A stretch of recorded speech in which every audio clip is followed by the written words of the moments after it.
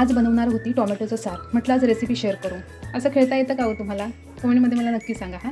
असंच जरा टाईमपास करत होती. सॅम दिसला का तुम्हाला? जेवण करायला मदत करत होता मला. आमच्या गावी जी लाल सुकी मिरची असते ना, ती घालून हे सार बनवतात.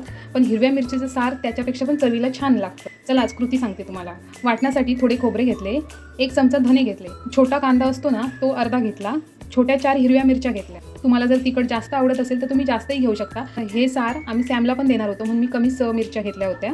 मी 2 टोमॅटोपैकी 1.5 टोमॅटो घेतला. अर्धा टोमॅटो मी फोडणीसाठी बाजूला ठेवला होता. माझ्याजवळ टोमॅटो हे खूप मोठे होते त्यामुळे मी 2च घेतले. तुमच्याजवळ जर छोटे असतील तर तुम्ही 3 किंवा 4 टोमॅटो घेऊ शकता. कोथिंबीर घेतली, 7 ते 8 लसणाच्या पाकळ्या घेतल्या. मिक्सरमध्ये चांगलं बारीक करून घेतलं. नंतर फोडणीची तयारी केली.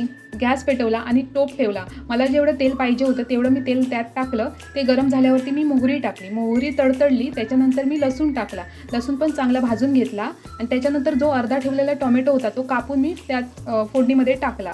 तो त्याच्यामध्ये कोथिंबीर टाकली आणि थोडीशी हळद टाकली. जे वाटप बनवलं होतं ना ते पण टाकलं त्यामध्ये आणि जे मिक्सरचं भांडं होतं त्यामध्ये पण पाणी टाकून व्यवस्थित क्लीन करून ते पाणी त्यामध्ये आणि आपल्याला जेवढं पाहिजे असेल तेवढं पाणी तुम्ही ॲड करून टाकू शकता. पण पाणी टाकताना पण हे लक्षात घ्यायचं की टोमॅटोला ऑलरेडी पाणी मापातच टाका. जास्त पाणी झालं तर खूपच पातळ होईल सार, त्यामुळे मापात पाणी टाकायचं. नंतर मीठ टाकलं आणि उकळी आल्यावर तुम्ही बघू शकता किती छान वाटतंय सार ते आणि खायला पण तेवढंच छान लागत होतं.